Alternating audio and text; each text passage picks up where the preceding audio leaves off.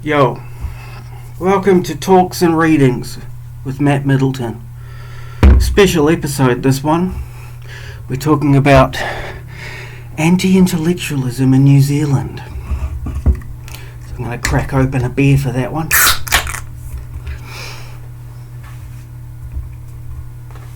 Oh shit, I got it all over the screen. How embarrassing. Right. Oh.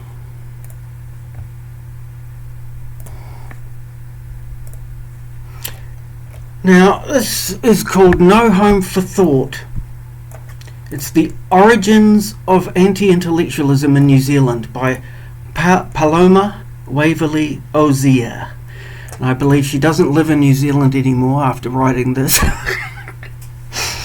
It was a thesis submitted in fulfillment of the requirements for the degree of Master of Arts in Sociology. Oh, the right hates sociologists so much, don't they? The University of Auckland 2018, because sociologists see things as they are.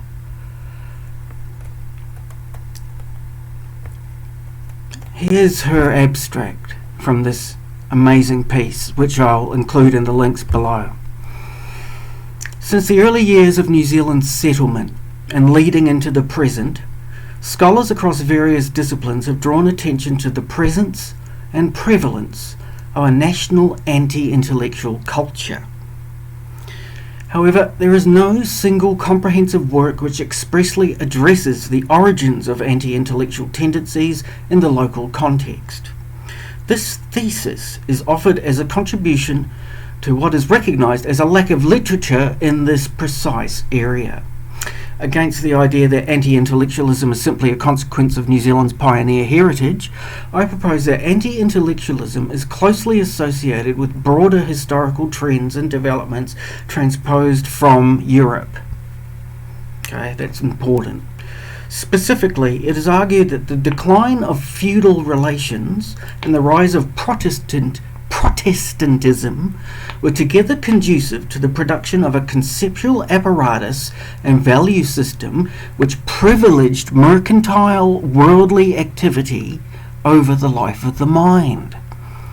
This value system, carried to New Zealand with early European settlers, was particularly amenable to the conditions of the colony, and was there brought to its logical conclusion, leading to an intensification of existing anti-intellectual sentiments. It is argued that such sentiments continue to be expressed today, as anti-intellectualism does not remain purely as a residue of the nation's frontier past, but is rather reproduced and renewed under contemporary conditions. Whoa. That's fiery stuff. For Finn, whose thoughts ground my own. Okay, I don't know who Finn is. So acknowledgements here, contents. So on into anti-intellectualism, blah blah blah, the ruling intellectuals. It's in 3 parts. Okay, here's our introduction. Okay, so pivoting over to this paragraph here. The nation's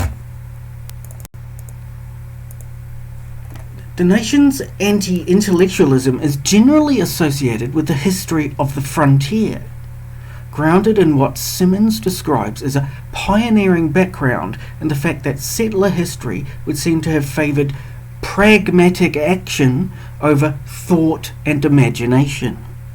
In 1940, 100 years following the nation's formal annexation, M.H. Holcroft wrote, "The facts are brutal. We are a people of whom it is said mostly that our gifts are practical. At every turn there is evidence of a preference for material interests. While the form of national anti-intellectualism has evolved since the colonial era, Horrocks posits that the basic belief persists that thinking leads to trouble once it departs from the quiet, normal suburbs of common sense. What a beautiful sentence that is.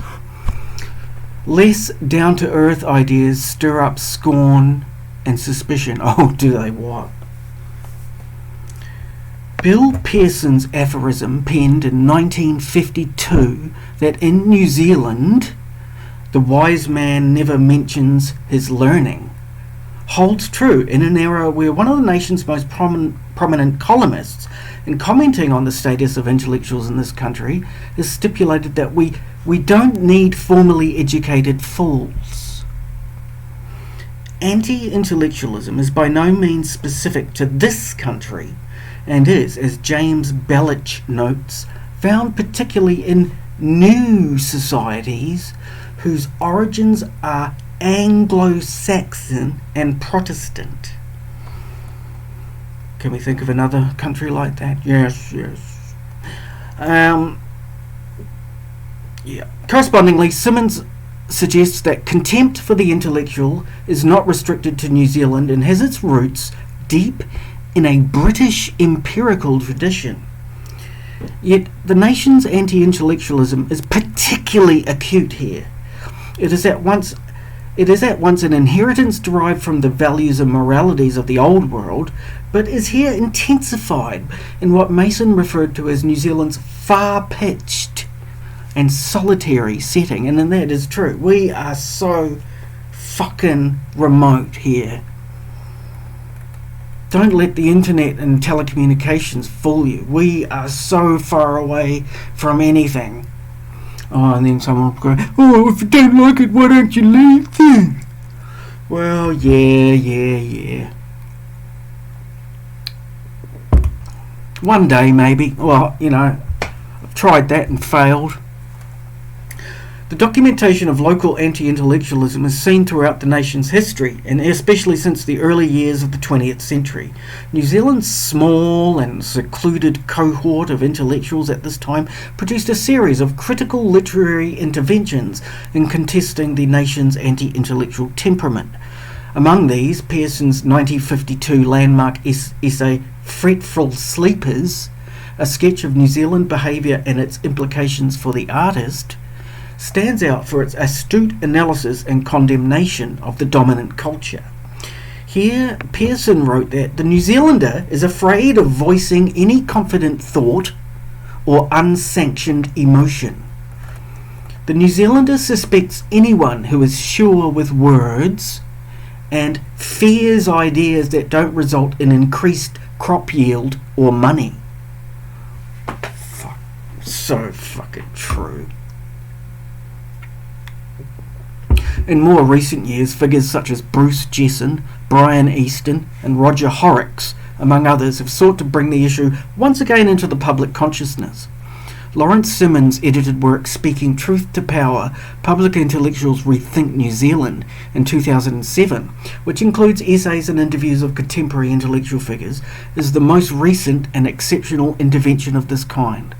In a piece published as part of this collection, Horrocks comments that after spending my life in New Zealand, I am still waiting for a writer successfully to nail down the slippery character of local anti-intellectualism.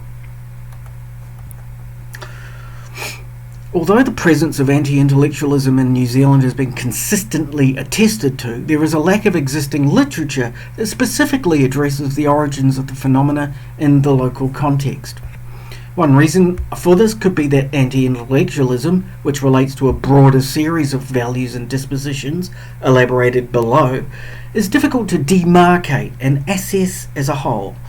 Rather, anti-intellectual sentiments are diffused and reproduced through both everyday and institutional discourses. While some of the nation's most significant historical sources make reference to the existence of local anti-intellectualism, there is no single comprehensive work that deals with the particular history of the phenomenon in New Zealand. At least there is nothing that comes close to resembling a national equivalent of Richard Hofstadter's formative and singular work, Anti-Intellectualism in American Life, 1963, which is recognised for its rigorous historical analysis of the subject matter, receiving the Pulitzer Prize the year after its publication. Though more recently Horrocks has addressed the phenomenon through his own writing, tracing the shadow of anti-intellectualism in this country, and that shadow is long. After a decade later, I here seek to take up the same task.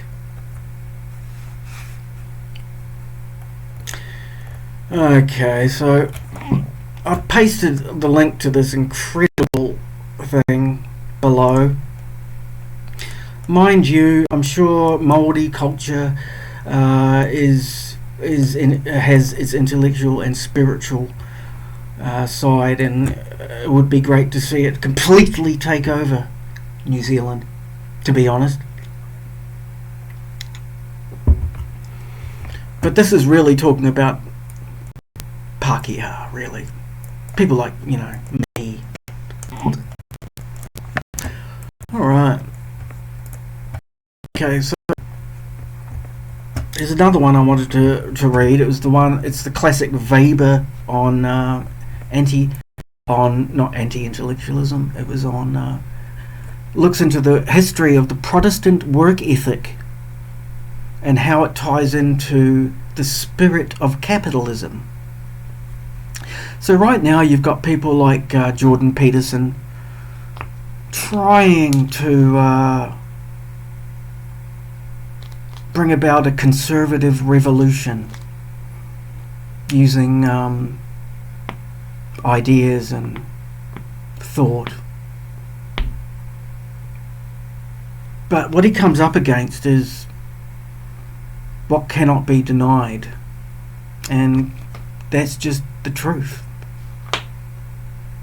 How it is. How things actually are.